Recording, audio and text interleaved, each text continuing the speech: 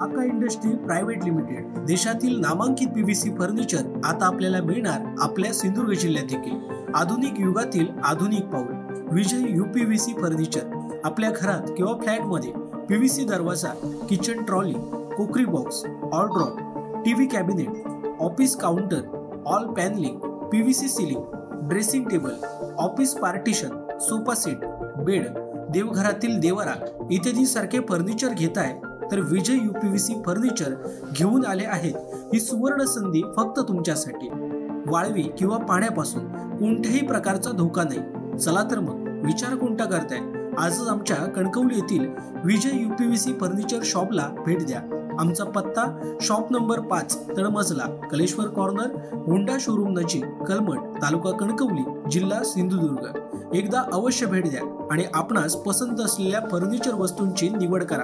आमच्या फर्निचर बाबत अधिक माहिती जाणून घेण्यासाठी www.kakaprofile.com या वेबसाईटला भेट द्या किंवा अधिक माहितीसाठी 9420206340 किंवा 9256566256 किंवा 9588487928 या संपर्क क्रमांकावर संपर्क करा।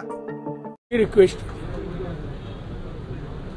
दादा, अर्थसंकल्प सादर झाला केंद्र सरकारचा, त्याच्यावर संजय राऊत म्हणतात किमान 72 तास लागतात अर्थसंकल्प समजायला आणि मोदी जोराजोराने बाग वाजवत होते। मोदींना अर्थसंकल्प काय समजला? मूर्ख माणूस आहे। 10 वर्ष ते पंतप्रधान आहे भारत देशाचे। त्यांनी जागतिक अर्थव्यवस्थेने भारताला 2014 मध्ये जो भारत 14व्या क्रमांकावर होता तो 5व्या क्रमांकावर आणला। अर्थव्यवस्था कळल्याशिवाय का? एका बंद खोलीत बसून टीका करणं या पलीकडे संजय राऊतला टीका करणं, निंदा नालस्ती करणं हा त्याचा गुण आहे।